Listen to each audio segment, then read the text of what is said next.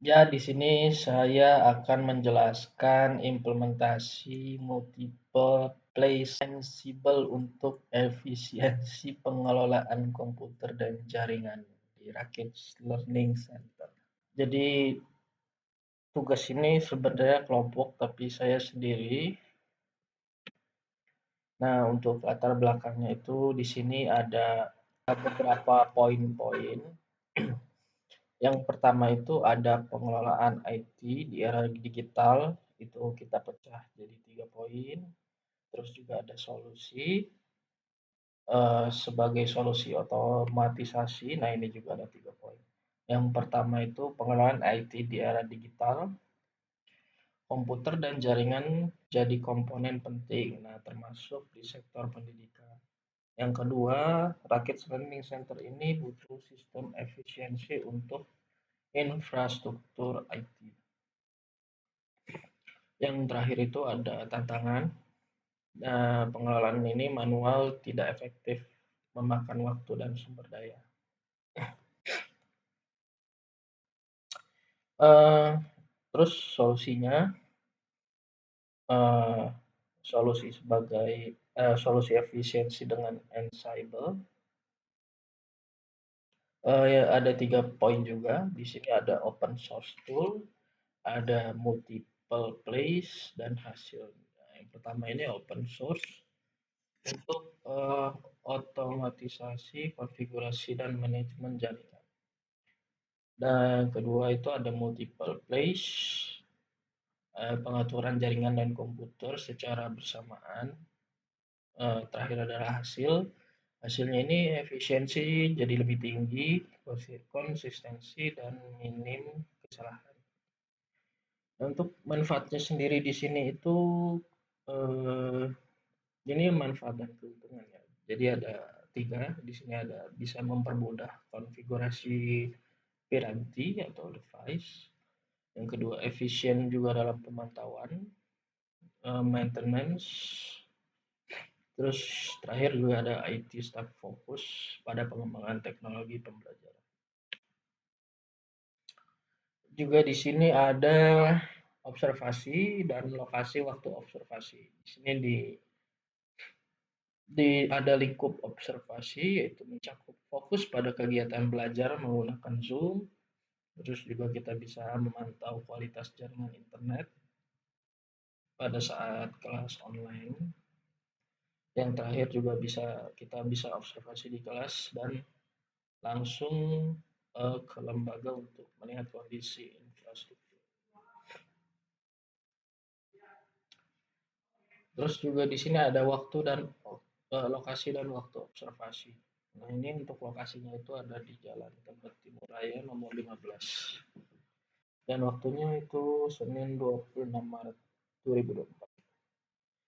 Untuk di sini hasil observasinya, kondisi jaringan mencakup satu provider Wi-Fi. Nah, jaringannya juga terbatas, tidak mencakup semua kelas dengan baik. Terus tidak ada perluasan jaringan atau topologi yang untuk bisa memperkuat sinyal. Di sini ada temuan untuk stabilitas jaringan. Nah, ada 2 poin juga. Di sini ada diperlukan penguat jaringan karena WiFi itu sering tidak stabil. Yang terakhir itu koneksi sering terganggu karena kegiatan mengajar online di Zoom. Sini ada bab 3, laporan kegiatan. Nah, jadi pada case learning ini eh, kita mencoba untuk membuat ringkasan kegiatan dalam implementasi multiple place Ansible untuk efisiensi pengelolaan komputer dan jaringan di lingkungan pendidikan. Nah, di sini saya akan menjelaskan secara detail untuk case Ansible di Red Hat ini. Nah, pada case learning ini saya um, menulis sebelum membuat multiple place dengan Ansible. Menulis menginstal terlebih dahulu. Nah, penulis ini juga bisa menggunakan lab Red Hat. sebagai media kegiatan uji coba. Setelah membuat akun dan password, peneliti itu bisa klik bagian lab dilanjutkan dengan mengetik start. Terus juga setelah semua labnya itu siap, peneliti juga bisa membuka Classroom Web. Di bagian workstation, peneliti juga bisa mencoba menginstal Ansible terlebih dahulu. Nah, di sini next di step 2, setelah semua penulis itu bisa membuat playbook dengan nama, yang misalkan di sini ya, kan intranet.yml. Nah, jangan lupa juga untuk tambahin baris arus ya, baris arus yang diperlukan untuk memulai play pertama. Nah, ini gambarnya, ini contohnya kayak gini. Nah, di slide ini kita juga bisa konfigurasi playbook Ansible untuk layanan intranet. Nah, jadi pada slide ini di tampilan sebuah capture ini menunjukkan file intranet.yml, yaitu playbook Ansible untuk mengotomatisasi pengaturan layanan intranet pada server.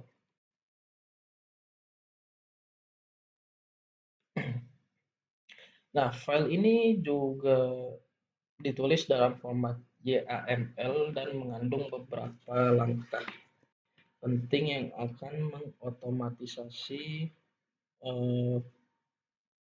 pengaturan layanan intranet pada server. Nah, ini dijelaskan nih, untuk pertama ini ada tujuan host atau deklarasi tujuan atau host dan teks.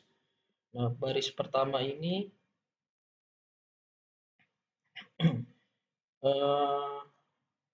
dari task dan modul Ansible, yaitu built-in .yam, digunakan untuk memastikan bahwa paket HTTPD atau Apache HTTP server sudah terinstall pada server. Nah, jika paket belum terinstall, Ansible akan menginstalnya secara otomatis. Terus juga di sini memastikan paket HTTP terinstall. Nah, terus kita juga bisa menyalin file halaman utama atau indeks HTML. Modul Ansible built-in.copy digunakan juga bisa menyalin file indeks HTML ke direktori var www.html pada server. Pada server file ini bisa digunakan menjadi halaman utama pada internet.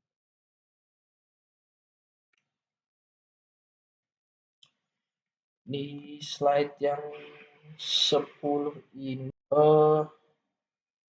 kita juga bisa pendahuluan.